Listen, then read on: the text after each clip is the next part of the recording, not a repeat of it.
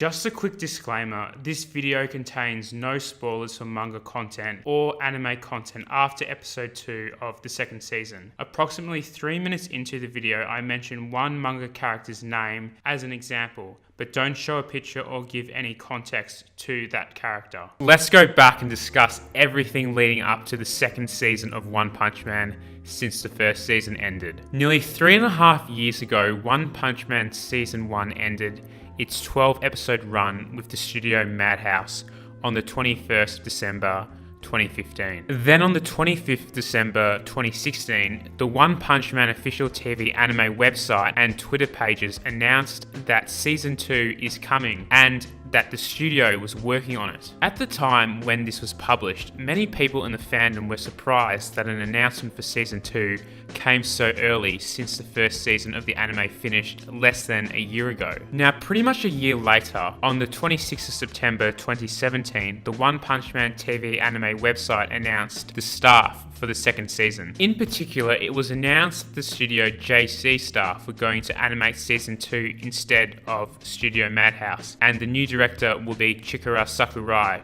who up to this stage only has directed Magimoji Rurumo in 2014, which has been described as an average show at best. Notably also, Season 1 director Shingo Natsume, who also has directed Space Dandy, Aka 13, and Hori Miya, would not be involved in the production of the second season of One Punch. On the One Punch Man anime website, the names of key freelancers for the first season anime such as Gosei Oda, Nurifumi Kugai, and Yoshimichi Kameda were not listed for staff working on Season 2. Although this is because Madhouse and Shingo Natsume have been credited as having the exclusive connections to these freelancers, which is why JC staff did not list them. Most of the head staff that were announced were different as well for the new season. However, Chikashi Kobata was staying as being in charge of the character designs, and the same goes for Shigemi Ikeda as the art director. Staff lists always change from the start to the end of the production, so keep that in mind. The voice actor lists from Season 1 staff remained the same for recurring characters. However, at the time, fans of the series were disappointed that Madhouse and Shingo Natsume weren't working on Season 2 since the spectacular performance that was Season 1, and that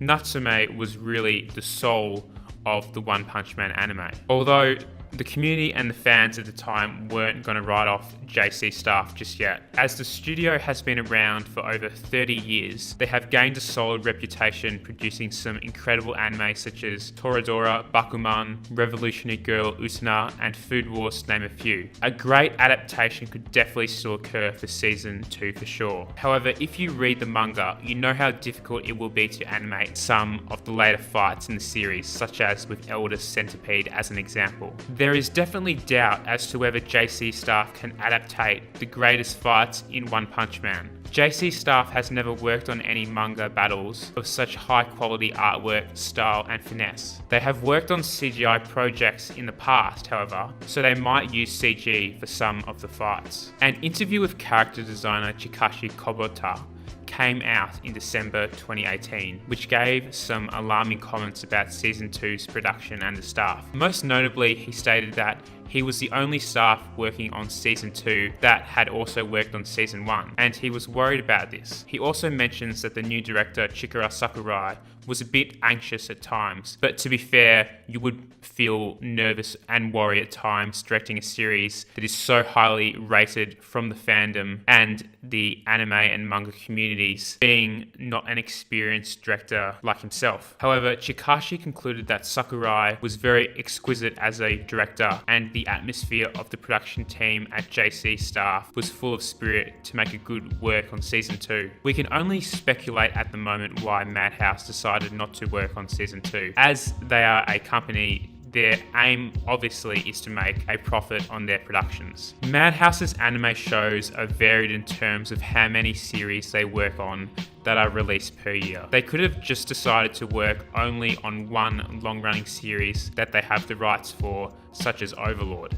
There are many seasons of One Punch Man to adapt, but Madhouse might not have the manpower to adapt both One Punch and Overlord, and to make a significant profit. Investors in the One Punch Man anime would have also been a major factor in the rights for the studio changing hands. The first announcement for Season 2 occurred in 2016. Madhouse probably didn't want to work on Season 2 to a later year, as they had other productions to work on. Remember the standard that Madhouse sets for their animation, but keep in mind the profit argument for the company as well. Investors would have wanted a second season to air ASAP to ensure that they profit. Now, if we go back to August 2018, the first official trailer for Season 2 was published, and the main announcement was that Season 2 would be airing in April 2019, where we are at the moment. At the time, this would have been okay if the trailer had shown us some of the animation clips that they had been working on for Season 2. Although, what we're shown was some of the animation clips from the first season of the anime. The only new art design released was an image of Saitama, Genos, and the much anticipated Garo. And to spread the time out from the minute 30 trailer, numerous words were used with the characters' voices. The community was definitely worried for Season 2 now, especially from an animation standpoint. Arguments were made that JC staff should have worked on the second season for another year, airing the season in 2020 to ensure a top quality production. Maybe JC staff looked at other anime waiting for their second season losing hype, for example, Attack on Titan. But it's already been 3.5 years since Season 1 stopped airing, so waiting another year surely would be okay. But maybe they were pressured to release Season 2 as early as possible from producers and licensors. We can only speculate here at the moment. A promotional video aired for Season 2 in December 2018, which showed the main character designs for the main characters of the season. One of the main criticisms was that the new JC staff character designs, especially the characters' faces, were a lot slimmer than the original Madhouse character designs. Obviously, this is a very small nitpick, but all of the characters have this intense oval-shaped sharpness to their jawlines, but some characters, like Saitama's Season 1 character design, don't have such a major jawline, so the character design from both seasons does look a bit different. The last trailer aired on the 18th of March 2019. Overall, it was a good trailer, but they did not show any spectacular animation. A couple of criticisms were that Genos' character model did look off, and there were a lack of style and finesse in the animation. For example, Genos' design does look different from halfway through the trailer to a more polished design at the end of the trailer that looks more like the Season 1 design. Also, the animators drew Genos going right through those purple energy blasts,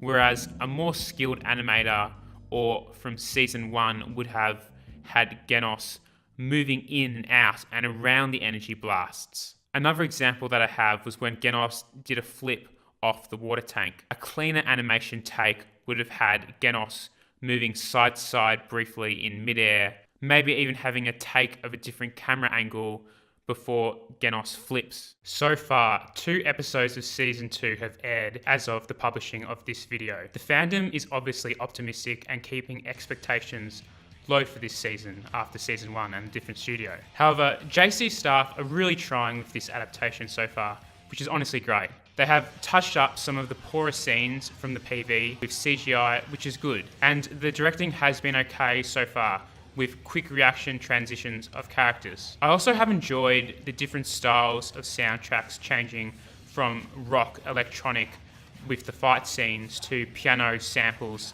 for the more funnier scenes. The fights have been fine animation-wise so far, but they are very short with not a lot of finesse. The animation in the battles is definitely more straightforward and simple with the transitions. At the moment, there is definitely a question as to whether JC staff will be able to keep up the consistency of the animation quality that they have at the moment for the later episodes, especially since they are outsourcing work to White Fox, and many animation directors have been working on the first 2 episodes so far. But of course, only time will tell what will happen. If you want to stay in the loop for my future anime manga videos, make sure to follow me on Twitter and Instagram.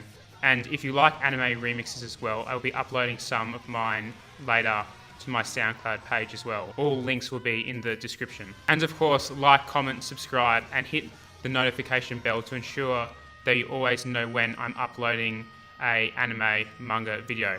Thanks, have an awesome day.